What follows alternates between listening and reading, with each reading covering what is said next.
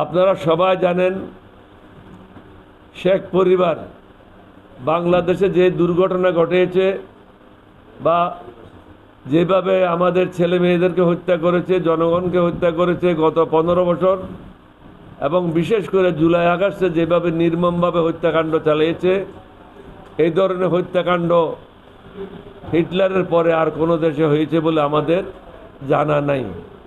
যুদ্ধ হয়েছে, কিন্তু সরকার প্রধান হুকুম দিয়ে এভাবে হত্যা করেছে এটা আমাদের জানা নাই। একাধিকবার এই ধরনের ঘটনা ঘটেছে। সুতরাং তাদের নামে শেখ পরিবার বা আওয়ামী লীগের মন্ত্রী এমপি বিগত 15 বছর যে সমস্ত জায়গায় বিভিন্ন নাম ফলক স্থাপন করেছে তা উঠানো হোক। এছাড়াও যে সমস্ত জায়গায় সরকারি অর্থ ব্যয়ে তাদের নামে প্রতিষ্ঠানের নামকরণ করা হয়েছে তা পরিবর্তন করার নির্দেশ দেওয়া হোক। দেশের কোনো জায়গায় তাদের নামে নাম ফলক না রাখার কোনো যৌক্তিকতা নাই, কারণ তারা গণহত্যাকারী ও দেশদ্রোহী। দেশদ্রোহীদের নাম মুছে ফেলতে হবে। আমরাই সর্বপ্রথম বলেছি আওয়ামী লীগকে রাজনীতির থেকে ব্যান করতে হবে। অনেকে বিভিন্ন খোরা অজুহাত দেখায়। পৃথিবীতে অনেকগুলি নজির আছে যারা গণহত্যাকারী তারা রাজনীতিতে সম্পৃক্ত হতে পারবে না। সুতরাং আওয়ামী লীগ গণহত্যাকারী একটা দল, তাদের রাজনীতি করার কোনো অধিকার নাই। এখনো অনেক অফিসে শেখ মুজিবের ছবি টাঙানো আছে। আমরা সরকার প্রধানকে অনুরোধ করব অফিস থেকে শেখ মুজিবের ছবিগুলি অনতিবিলম্বে সরাই নেওয়া হোক, কারণ মানুষের মধ্যে মিশ্র প্রতিক্রিয়া দেখা যাচ্ছে। কেউ কেউ মনে করতেছে সরকারের মধ্যে আওয়ামী লীগের দালাল রয়েছে, না হলে শেখের ফটো এখনো কেন থাকবে, শেখের নাম বিভিন্ন জায়গায় কেন থাকবে, হাসিনার নাম কেন থাকবে, এবং শেখ পরিবারের নাম কেন থাকবে।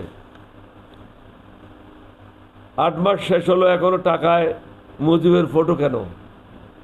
8 মাস হয়ে গেল। আমাদের উচিত ছিল পুরানো টাকাগুলি উইথড্র করে নতুন টাকা ছাপে শেখ মুজিবের ফটো টাকার থেকে উঠে ফেলা, কারণ সেও মুক্তিযুদ্ধে তার কোনো অবদান ওইভাবে নাই।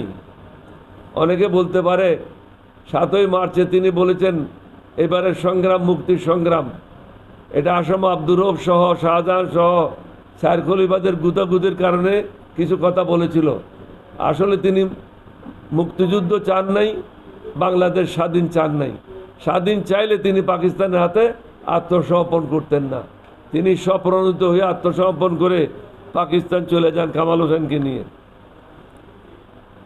এছাড়াও আমাদের নেক্সট প্রশ্ন হলো, আর বিগত দিনেও আমরা বলেছি ভুয়া মুক্তিযোদ্ধাদের নাম জরুরি ভিত্তিতে বাদ দেওয়া হোক, কারণ এই খাতে অনেক টাকা ব্যয় হচ্ছে। এই টাকাগুলি কে যোগান দিচ্ছে? গরিব মানুষেরা যোগান দিচ্ছে। করের মাধ্যমে বিভিন্ন মাধ্যমে এই টাকাগুলি গরিব মানুষেরা যোগান দিচ্ছে। গরিব মানুষের টাকাগুলি শেখ পরিবারের লোকেরা, আওয়ামী লীগের লোকেরা মুক্তিযুদ্ধে সেজে এই টাকাগুলি খাচ্ছে। এগুলি অনতিবিলম্বে বন্ধ করা উচিত। মুক্তিযুদ্ধ মন্ত্রী কি করছে আমি জানি না, দৃশ্যমান তিনি কোনো কাজ এখনো পর্যন্ত করে নাই, তাকে কোনোখানে দেখা যায় না, শুধু হয়তো তার অফিসে তিনি বসে থাকেন। অনেক ইএনও তাদের কাছে 3টি জিপ আছে। আগে একটা জিপও ছিল না, পরে একটা জিপ আসলো, এখন বর্তমান অবস্থায় 3টা জিপ। কেমন নামে 3টা জিপ? একটা হলো ইএনও জিপ, আর একটা হলো উপজেলা চেয়ারম্যানের জিপ, আর একটা হলো যে সমস্ত পৌরসভা আছে পৌরসভার চেয়ারম্যানের জিপ। অর্থাৎ 3টা জিপ ইএনও ব্যবহার করছে। গরিব মানুষদের উপর এর খরচের বোঝানো চাপানো হচ্ছে। এই জিপগুলি অনতিবিলম্বে 2টা জিপ উইথড্র করে সরকারি পুলে নিয়ে আসা হোক। সরকারি গাড়ির অনৈতিক ব্যবহার রোধকল্পে প্রত্যেকটা গাড়ির নেম প্লেট লাল রং করা হোক। লাল রং করা হলে এগুলি অনৈতিকভাবে তারা আর ব্যবহার করতে পারবে না। যারা আনঅথরাইজড লোক তাদের কাজে গেলে ব্যবহার করতে পারবে না। তাদেরকে গাড়ি দেওয়া হয় শুধু সরকারি কাজে ব্যবহার করার জন্য, বাজার করার জন্য না, বা চাকর বাকরকে এদিকে ওদিকে নিয়ে যাওয়ার জন্য না, ছেলে মেয়েদেরকে স্কুল কলেজে নিয়ে যাওয়ার জন্য না। সরকারি আধা সরকারি প্রতিষ্ঠানে মোট গাড়ির সংখ্যা কত, এগুলি ব্যবহারকারী কে বা কারা, তার হিসাব নিকাশ নিতে হবে এর জন্য একটা ডাটাবেস তৈরি করতে হবে। কারণ বিভিন্ন প্রজেক্টের নামে প্রজেক্টের নামে গাড়ি কিনা হয়, পরে এই গাড়িগুলি বিভিন্ন প্রতিষ্ঠান অবৈধভাবে ব্যবহার করে এবং তাদের প্রতিষ্ঠানের নামে রেখে দেয়। একজনের নামে 3টা পর্যন্ত গাড়ি আছে। বিভিন্ন জায়গায় আমি শুনেছি ডিসিদের কাছে 3টা গাড়ি থাকে, অথচ প্রধান উপদেষ্টার কাছে একটা গাড়ি, উপদেষ্টার কাছে একটা গাড়ি, ডিসির কাছে 3টা গাড়ি বা 4টা গাড়ি। এটা কি কারণে থাকবে? এই টাকা কে বহন করে? বাইরে এটা কে কথা বলতেছে?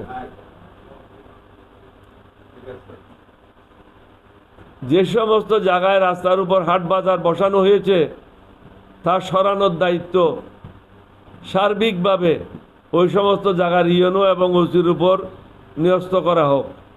এতে করে জনগণের যাতায়াতের পথ সুগম হবে এবং কম সময় লাগবে, জ্বালানি তেলের সাশ্রয় হবে।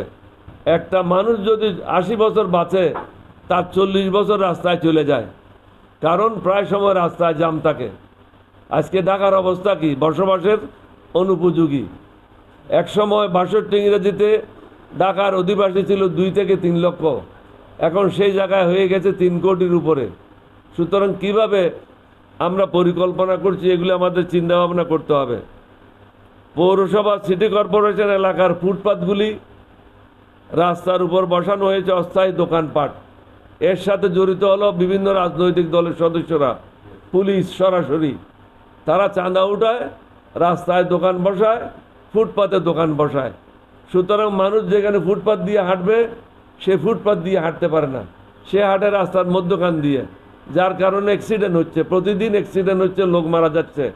এটার জন্য সরকারকে দায় নিতে হবে, কারণ সরকারের উচিত এর পিছনে যারা কাজ করছে তাদেরকেও গ্রেপ্তার করা উচিত, এবং ফুটপাত এবং রাস্তায় যে সমস্ত জায়গায় হাট বাজার বসানো হয়েছে, দোকানপাট বসানো হচ্ছে অস্থায়ীভাবে, এগুলি সরাই ফেলা হোক। তাহলে ট্রাফিকের যে বর্তমান অবস্থা আমরা ফেস করছি, এই অবস্থা থেকে আমরা অনেকাংশে মুক্ত হব। দুর্নীতি, চাঁদাবাজি, ভাগাভাগি, গুন্ডামি বন্ধ করতে হবে। টেন্ডার সহ সব কিছু অনলাইন করতে হবে। ইঞ্জিনিয়ারদের অফিসে যেন কেউ কাকেও যেন যেতে না হয়। বর্তমানে সবাই সমিতি করে ইঞ্জিনিয়ারদের অফিসে গিয়ে টেন্ডারগুলি নিয়ন্ত্রণ করে, যার কারণে সরকারের অনেক টাকা নষ্ট হয়।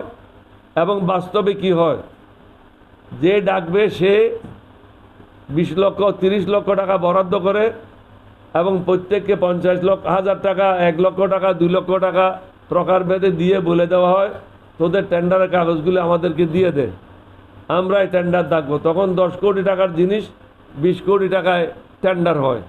এগুলি বন্ধ করতে হলে অনলাইনেই করতে হবে। যে যেখান থেকে ইচ্ছা সেখান থেকে সে টেন্ডারে অংশগ্রহণ করতে পারবে। ঢাকায় আসার দরকার নেই, অফিসে আসার দরকার নেই। ওসি, ইউএনও, এসপি এবং ডিসিদেরকে জরুরি ভিত্তিতে হাসিনার দালালদেরকে গ্রেপ্তার করার জন্য সময়সীমা নির্ধারণ করে দিতে হবে। এতে করে সমাজে রাস্তাঘাটে আইন শৃঙ্খলার উন্নতি হবে। এখন যে আইন শৃঙ্খলার অবনতি হয়েছে, এটার মূল কারণ হচ্ছে হাসিনার দলের গুন্ডা বাহিনীরা প্রকাশ্যে গুড়াগাড়ি করছে, সরকার নীরব দর্শকের ভূমিকা পালন করছে।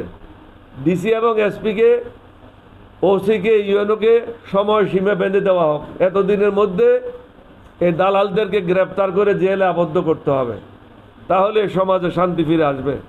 হাইওয়ে ধরেন, ডান দিকে চলার কথা ছোট গাড়িগুলি, অর্থাৎ জিপ অথবা কার, আর সেদিকে চলে ওয়াগনগুলি, কভার্ড ভ্যানগুলি, ট্রাকগুলি, বাসগুলি।